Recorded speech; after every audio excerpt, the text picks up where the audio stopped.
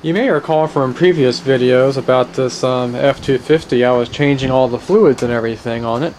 And if you remember, the one fluid I did not change yet is the coolant. And there was a good reason for that. I was trying to solve a leak problem that I had, and this happens with a lot of Fords. Between the timing chain cover and the block, you can't really see it very well, but it was leaking right in that interface there, and that's a problem on a Ford because you have to loosen these water pump bolts. One of them is sticking out right there, and there's one below it, and of course you got two on the other side. And these water pump bolts are just the worst situation on the market. They almost always snap off somewhere in the middle, and then you got a real big problem. You gotta, take off the timing chain cover and get a screw out and drill it in there, and maybe drill out the thread altogether. But fortunately, I was able to slowly work these studs out of here and run them through a die from a tap and die set, clean up the threads, put Loctite, not Loctite, but anti-seize on there, and torque them on down. And to my surprise, the two lower bolts were so loose, I almost didn't even need a wrench to get them off. So just by doing that, by taking out all four bolts, two on each side, to the water pump housing and timing chain cover, and cleaning up the threads and putting them back on and torquing them down, I actually stopped that leak back there. And I'm very happy about that, because replacing the timing chain cover on here is not terribly difficult, but it's fairly involved and fairly invasive and time consuming, and if I can avoid that at all costs, I will. And it's amazing that this truck is a 1995 model with about 151,000 miles on it, and it's got the original Ford water pump in here. And it's amazing that since there's basically been no maintenance done on it other than changing oil to my knowledge, it's amazing it lasted that long. It's got the original Motorcraft coolant hoses on here, as well as the Motorcraft heater hoses. And after 17 years, or I guess 18 years now, it's just time to replace all this stuff before it leaves me on the side of the road. And if you remember from the last video about the alternator, I discovered that this idler pulley is also starting to go bad on me, as well as the serpentine belt. It's got a lot of cracks on here. This may be the original serpentine belt. And between the leaks at the timing chain or water pump to timing chain cover interface and the engine block, and also the radiator, it's just time to go ahead and replace everything. On the bottom of the radiator, way down there, I've got leaks around these crimps, which is very, very common on these aluminum core radiators with the plastic tanks. And you can actually get these radiators repaired. You can take them to a radiator shop and they'll pry these clips up for you and replace the O-ring in here and put it back together. But that's almost as expensive as just getting a new radiator, so I just decided to go ahead and do that. So here's all the parts that I finally got to replace everything with. I'm going to go ahead and use the high quality Gates components, Gates coolant hoses, the ECR series, and this is the upper radiator hose. Got the serpentine belt. I'm going to go ahead and replace the radiator cap with a OEM style cap, 13 pounds. And I've also got a new idler pulley. And here's the new radiator. I've got to do a little bit of prep work to get it ready. I've got to install the transmission cooler fittings on here and get them all tightened down. This is one of the best radiators I could find. It's made by Vista-Pro. This is one of the parts kits for it for the transmission cooler lines, and Vista-Pro is actually the automotive aftermarket division of Visteon Corporation, which is a Tier 1 supplier to many automotive manufacturers. So this radiator is a genuine OEM original style radiator. Very good quality. Not too old. It was made in January 2010, 12 in the morning. But that's fine. Doesn't matter how old it is, it's in good shape. And I've got the lower radiator hose slash oil cooler adapter. I'm going to put in a new lower radiator hose, upper radiator hose, throttle body heater hose, water pump bypass hose, and I'm going to go ahead and take some of this transmission cooler line and run a new line for the transmission cooler while I have that disconnected. Here's one of the lines right here. So since these have to come out, that's a good time to do that. So to get started, I'm going to go ahead and start draining the radiator. There's the petcock way down there, that white looking nylon wing nut. And once that's done, I'm going to pop off the upper radiator hose as well as lower radiator hose. And then I've got to take off the air cleaner snorkel. And then what I'll do is I'll take off the fan shroud and just set that back over top of the fan here. And then I'll be able to work out the radiator and lift it out as soon as I get rid of these transmission cooler lines. So let's get started on that and see how far I get. Okay, making some significant progress. I've got the air box completely removed, the intake hoses and the snorkel that fits in here, so I can have plenty of access to the inside of the engine near the radiator.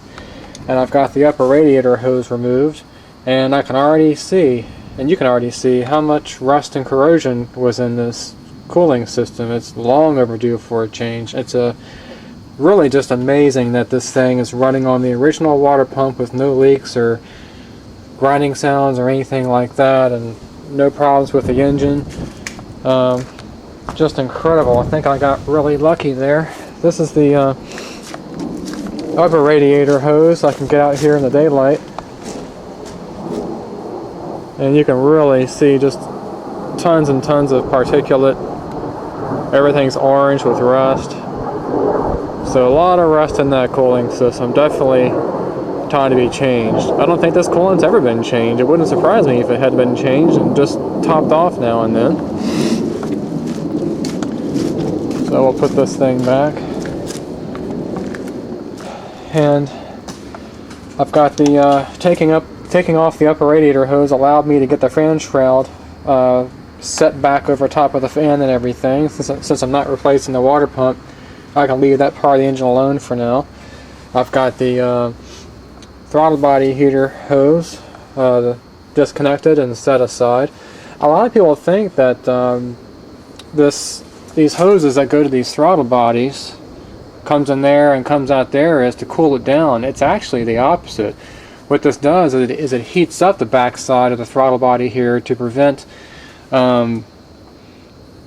buildup of carbon and varnish and everything else on the back side of those throttle plates by preventing all the particles from agglomerating on the back side of the plates there, keeping it nice and warm. So those are disconnected. That connection went here. This connection went to the coolant bottle, so that's disconnected and set out of the way. I've got the lower radiator hose removed, or actually taken off the radiator and shoved back over here behind the high pressure power steering hose.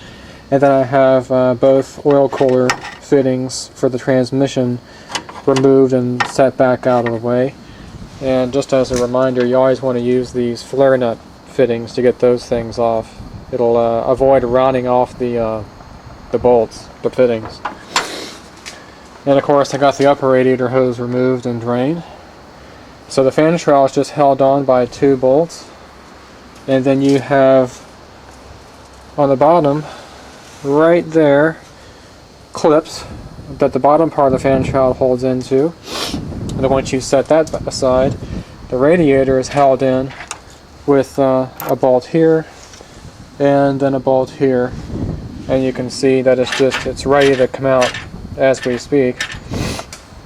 You can tell this truck's been sitting for quite some time at some time or another because of all these pipework and mud dauber nests that seem to be all over the engine.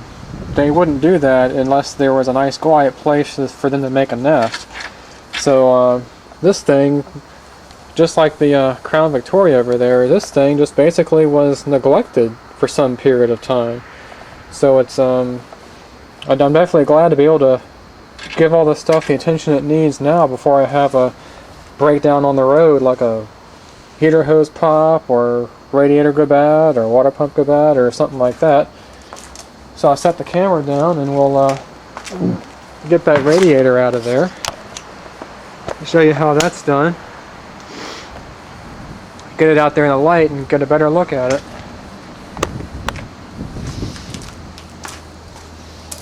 It should just lift right on out now.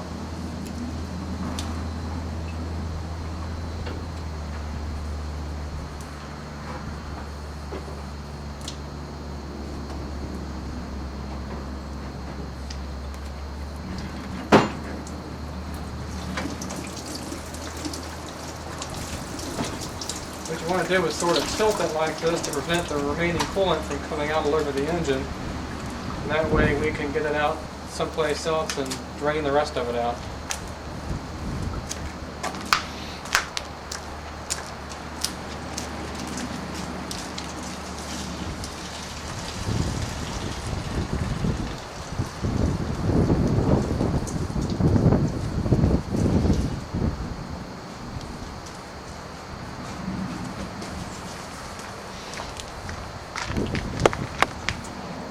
So you can see that's actually fairly easy. There's a lot of stuff to take off.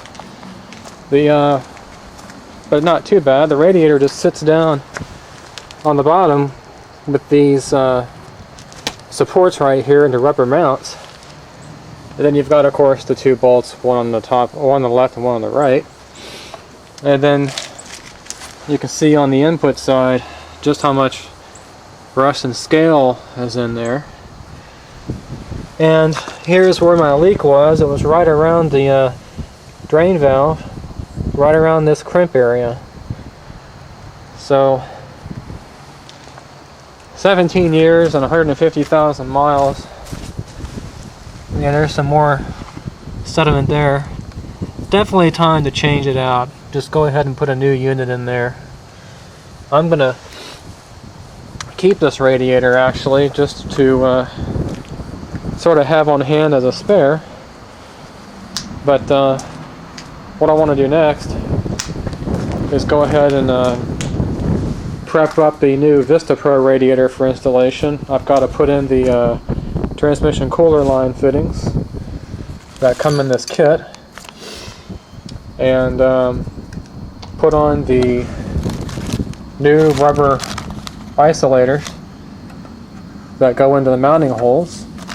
And then this radiator will be ready to drop right on in, and I can go ahead and flush the cooling system like I wanted. Visteon Automotive is a top tier supplier for a lot of manufacturers, but you might also notice or recognize the trade name of ReadyRad. So I've had good luck with these radiators, and I definitely want to go in with a OEM solution. So let me get that all put back together and slide it in. Slowly but surely making progress on this thing. I've got the fan shroud removed now. I took apart the thermostat housing and took out the thermostat there, which actually is the original Ford part. I'm going to go ahead and reuse that. That actually doesn't look terribly bad considering the age and the mileage. So now that I got a complete opening in there, I went ahead, just like on the Crown Victoria, and used a garden hose and ran water through here and just flushed out the entire system and let it drain out of the lower radiator hose for a good long while. And in this car, the heater core circuit, it comes from the tube on the intake manifold and comes out here and returns to the water pump there. So I disconnected this hose at that location and ran water through there to reverse flush the heater core very thoroughly. And that hose ends up going to a special fitting that looks like this, with a special crimp on the end of it. And this hose is actually in pretty decent shape. It's nice and supple, doesn't have any cracks on it, it's not hard. So rather than cut that off and mutilate it and put a new piece of hose on there, like I was going to do, I'm going to go ahead and leave this like it is, because I think it's suitable for further use. And the same goes for the EGR cooler hose right here. I am prepared to take off this hose. I do have some Gates 3/8 inch hose and some clamps, and I can cut this off if I want to replace every single hose on the system. But from what I can tell, even though it's 17 years old, and so is this, it's still suitable for use. But what I am going to do is replace the upper and lower radiator hoses, as well as the bypass hose here, and then of course the heater hoses as well too. And now that I have all this clearance between the radiator, or actually now the air conditioning condenser, I'm going to replace the idler pulley, and here's what it sounds like. So it's just about ready to fail. It doesn't have a whole lot of play in there, just a little bit, but you can tell that the bearings in there are starting to get kind of, the grease in there is getting kind of dry.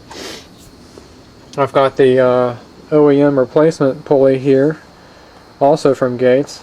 All that really goes wrong with these is the bearing starts to fail. And to get that off, what you'll need is this Torx bit, and that just fits down into this fitting right here. I've already gotten it loose, of course, and you just unscrew it.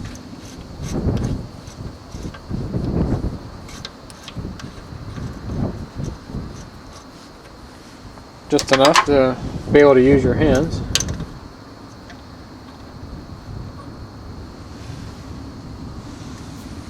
And it just comes off like that. That's what the old part looks like. And I'm going to go ahead and clean some of the parts up, but basically it just goes on reverse of removal. And you just tighten that up. It's going to take two hands to center that bearing on there. Just go ahead and tighten it up, and we'll be done. I'm going to continue flushing one more time, and then I'm going to start working on getting some of these hoses replaced.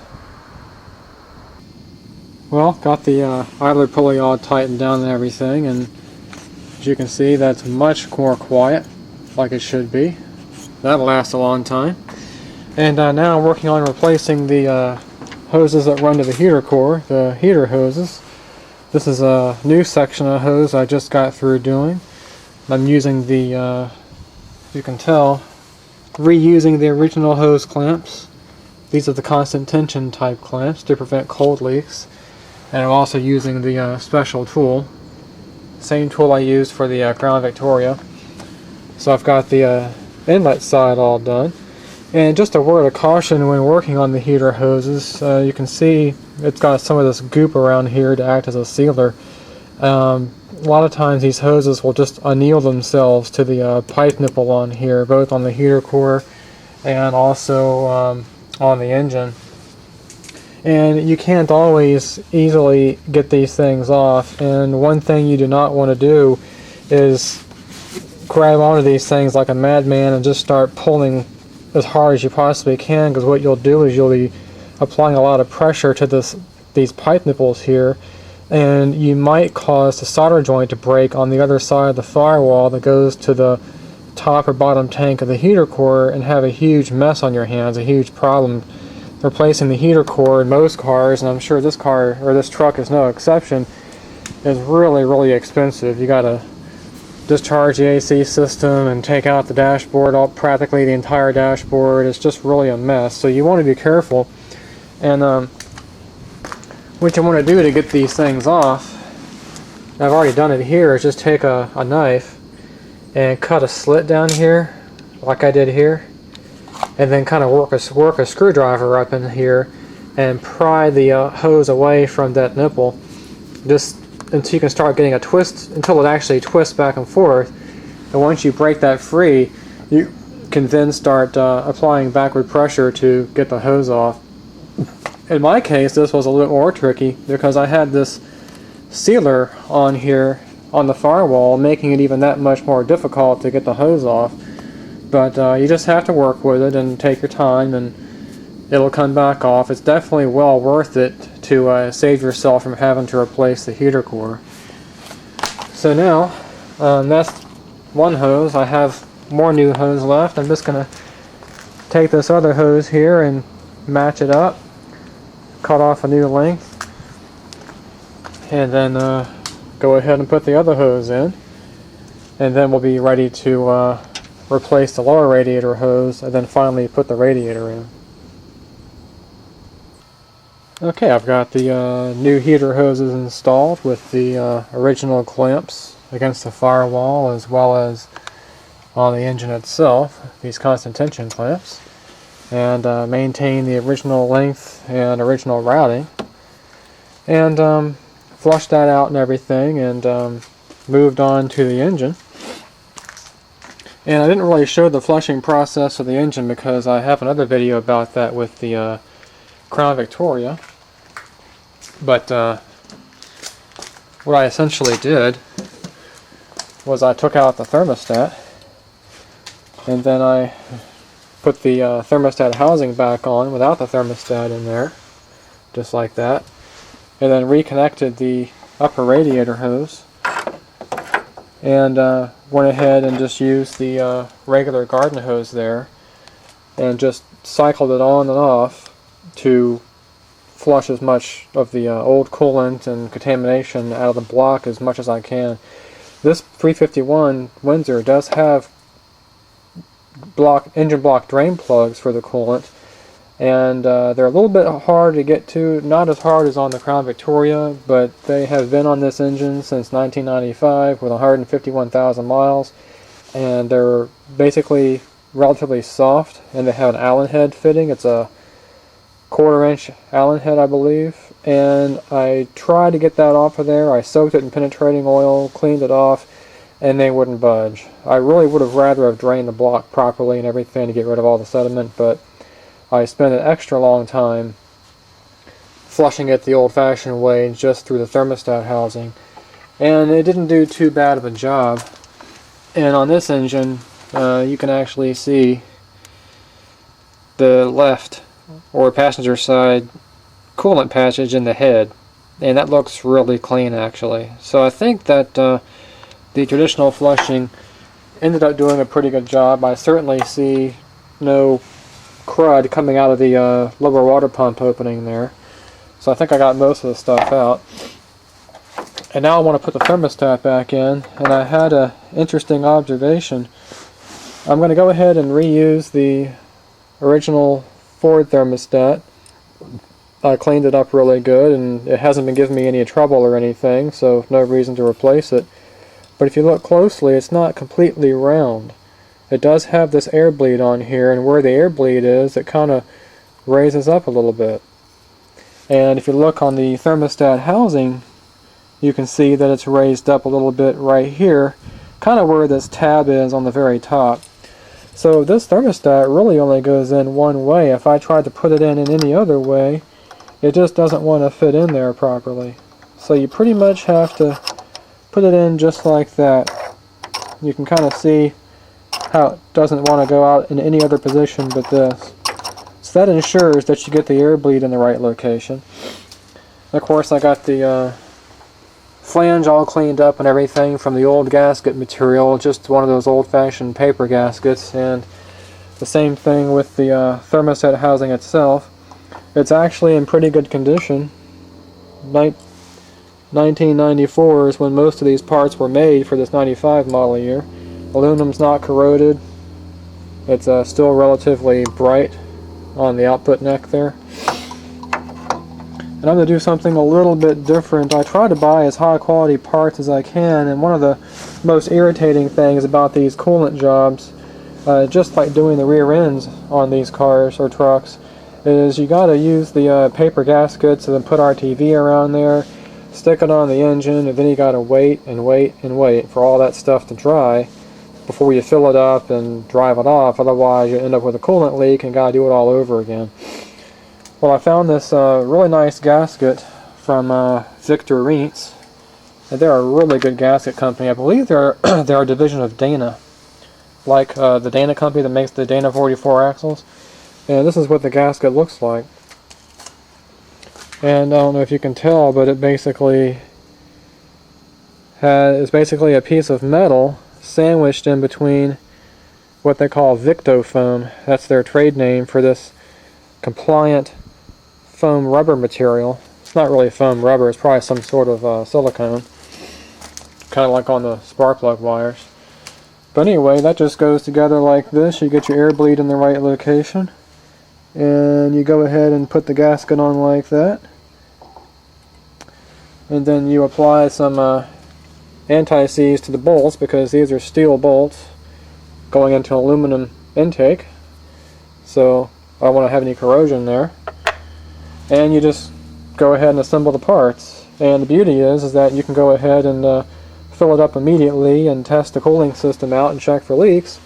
And also down the road, if you wanted to do this job again, or just flush your coolant, this gasket is completely reusable.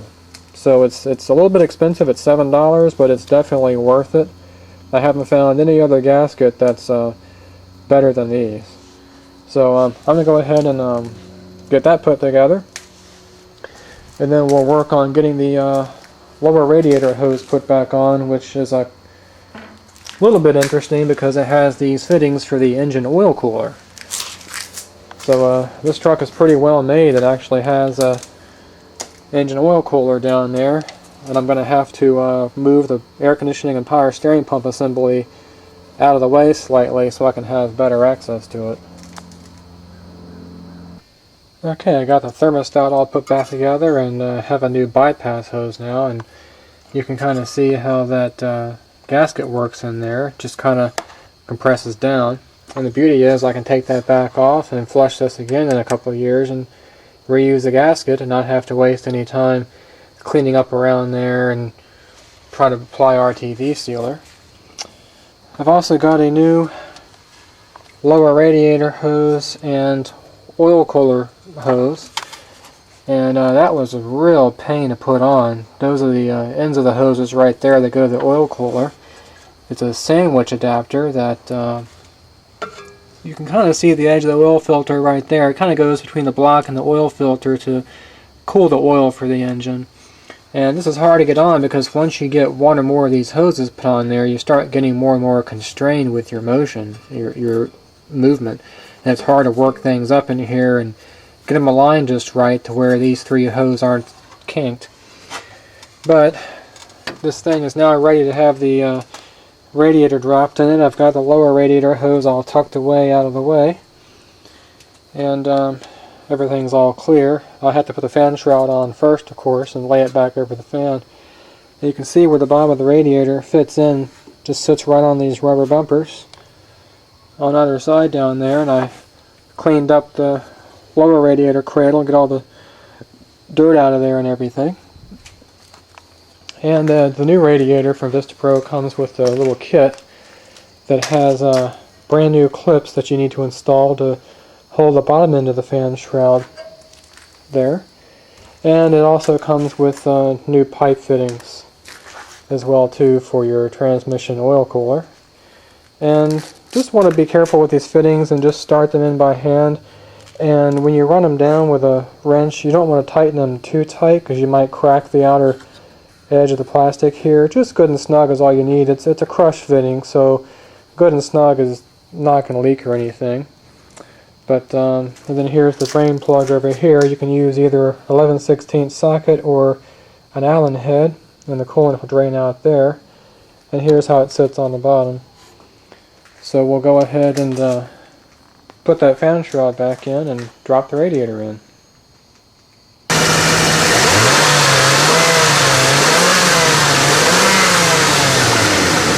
Well, this 351 is now purring like a kitten. Everything's all put back together finally. Took a little bit longer than I thought, because some clamps didn't fit on, because the hoses are just a little bit bigger than the standard ones. But right now I'm just waiting for it to give me a big old burp of air into the coolant bottle to finish getting all the trapped air out of the system. Upper hose is nice and warm, so I know the thermostat's opened up. And if you notice some drops of oil everywhere, that's actually transmission fluid.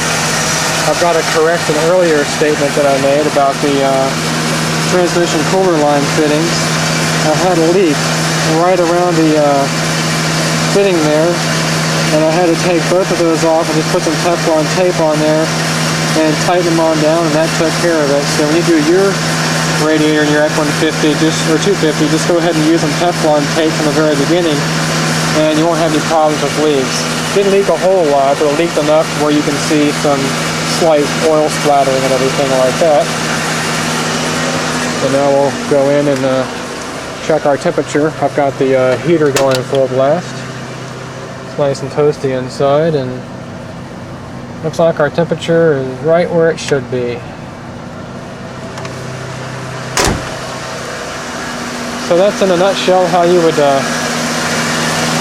change the radiator in one of these beasts. It wasn't too hard, just a little bit time consuming trying to work with these clamps and everything, and a lot of little pieces that had to be taken off and all that kind of stuff, like this shroud material.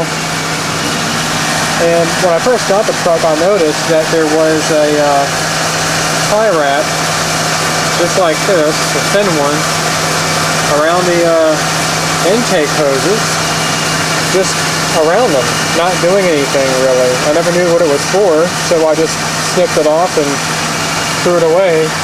Well, come to find out, that evidently was for the upper radiator hose to prevent it from falling down and touching the belt.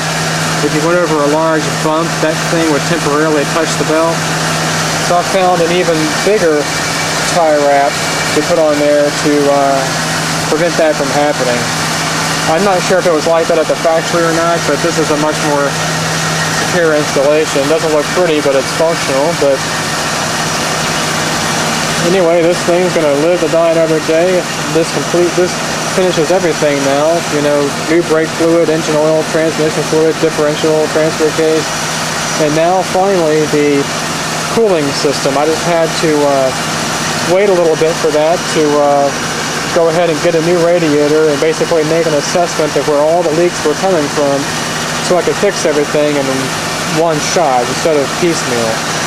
So I had a leaking radiator, I had a leaking throttle body heater hose, so I replaced that, replaced the bypass hose there, of course the upper radiator hose and lower radiator hose down there, and also the oil cooler, which was really hard to get to.